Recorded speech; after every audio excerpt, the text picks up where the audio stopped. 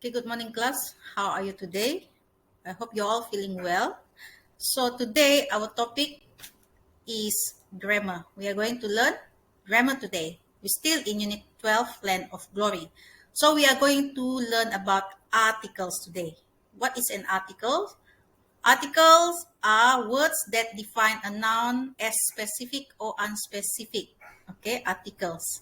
So in English there are three articles: a, and, the. A, and, the. Jadi itu yang kita akan belajar hari ini. A, and, the. Itu semua dikenali sebagai articles. Okay, A and the, definite and indefinite. Okay, an article is a word that modifies or describes the noun. It is used before the noun to show whether it refers to something specific or not. Okay, artikel a and the digunakan untuk menggambarkan noun. Kata nama ya. Ia terbahagi kepada definite and indefinite. Definite tu maksudnya sesuatu yang spesifik, yang jelas, yang dikenali. Itu kita gunakan the. We use the as the definite article. Bila kita gunakan the, maksudnya kita bercakap mengenai sesuatu yang spesifik, sesuatu yang jelas, dan sesuatu yang dikenali. And there is the an indefinite article. Indefinite article kita gunakan a dengan an. Okay, maksudnya kita bercakap mengenai sesuatu yang tidak jelas, tidak spesifik, dan random. For the, so the is the definite article. A dengan an adalah indefinite. Okay, so let's look at this example. The dengan an. Okay, pirate nih. Look at the pirate. When we say the pirate, bila kita sebut the pirate, means this is a specific pirate. Okay, the writer and reader knows about him. Bila kita gunakan the di depan pirate, the pirate, maksudnya kita kenal pirate tu. Dan pembaca juga tahu siapa pirate itu, siapa lanun itu. But when we use a and an, for example, a pirate, maksudnya pirate itu adalah rawa ya, secara general, secara umum. Lanun. Kalau the pirate mungkin Mr. Lanun, kita kenal dia. Kalau a pirate maksudnya kita tidak seberapa jelas mengenai siapa dia, tidak spesifik. Okay? You can look at the description in the notes on your screen right now. Okay, for the definite and indefinite. So I hope you know now what definite means and what indefinite means. Definite maksudnya jelas ya, jelas. Indefinite tidak jelas. So definite kita guna the, indefinite kita guna a dengan an. Okay, let's look a and n. Okay, indefinite article a dengan n. We use a and n for singular. Kita gunakan a dengan n untuk singular sahaja, only for singular. Kita tidak boleh gunakan dia untuk plural. For example, a boy. We cannot say a boys. Sebab boys tu plural. So, a boy. Ataupun an apple. Okay, sebiji apple, an apple. We cannot say an apples, an umbrellas. It is incorrect because a and n is used for singular only. Okay, so what is the difference between a and n? Okay, a digunakan apabila noun bermula dengan huruf consonant. Okay, we use a when the noun starts with consonant.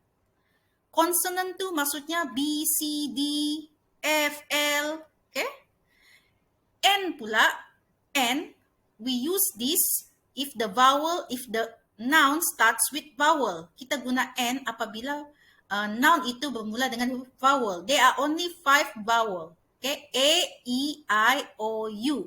A, E, I, O, U. Jadi kita akan gunakan n apabila noun itu bermula dengan huruf A, E, I, O, U. For example, an apple. Kenapa an apple? Sebab apple bermula dengan huruf A. Okay, an umbrella. Kenapa an umbrella bukan a umbrella? Sebab umbrella bermula dengan huruf U, vowel. Okay? An egg. Okay? An igloo. Remember, A, E, I, O, U, we are going to use N. Okay? Before the noun. kita akan gunakan N di depan noun yang bermula dengan perkataan dengan huruf A, E, I, O, U. For kita akan gunakan kalau noun itu bermula selain daripada huruf A, E, I, O, U. For example, like shown on your screen right now, a book. Kenapa a book? Sebab book bermula dengan B. Okay? A car, a dog, a frog, a lemon, a truck. Semua ini adalah huruf konsonan di depannya. B, C, B for book, C for car, D for dog is consonant. Jadi faham ya? Jelas. We use and N for singular. Dengan N hanya untuk singular.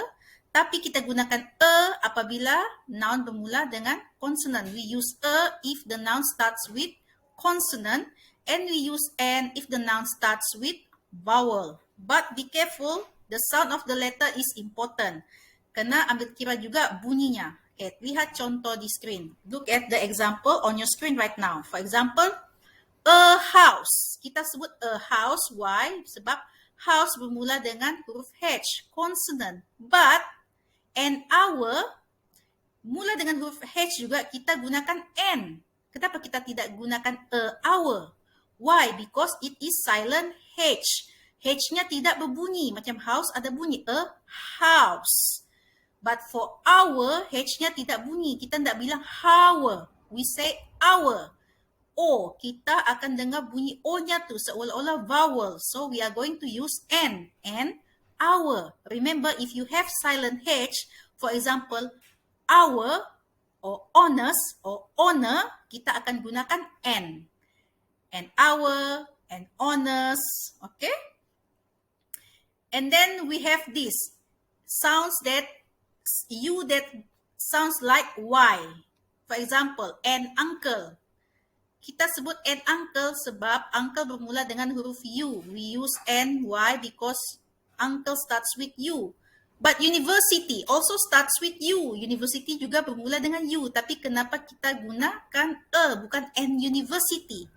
Why? Because the U in university sounds like there is a Y in front of it. Kerana university bunyinya macam ada Y depannya. We did not say a university. We say university. U. Why? Y is a consonant. Y to consonant. That's why we use a university. Okay? Understand? So these rules apply not only to noun but also to adjectives and adverb. Okay. Hukum ini tidak kepada noun sahaja tapi kepada adjective dan adverb. A dengan N. A and N. Remember it's for singular. So let's have a look for the. Okay, the is the definite article. Kita guna ni untuk sesuatu yang jelas ya. And the is used in front of all nouns. The ni kita gunakan di semua depan noun ya. Tidak kira lah whether it is singular, plural, countable or uncountable. Boleh satu, boleh lebih dari satu. A dengan N untuk singular sahaja. But the is used for singular and also plural. Remember, the is used for singular and also plural. But the is used for to describe something specific. The digunakan untuk menggambarkan sesuatu yang spesifik. For example, the moon, the earth, the pirates. Tengok, pirates ni ada 3, tapi kita tetap gunakan the. Why? Because we can use the for plural and also singular. But must be specific. Okay? So that's it. A and N for something that is not specific, random. The is for something that is specific, right? A and N is used for singular, whereas the can be used for singular and also plural. So I hope you understand that. Okay. So for your exercise today, please do all the activity on page 120 and 121 in your textbook. Untuk latihan hari ini, sila buat latihan di muka surat 120 dan 121 di buku teks Anda. All the activity on page 120 and 121. Copy all the activity in your grammar book and answer all the questions. So that is all for today. Have a nice day.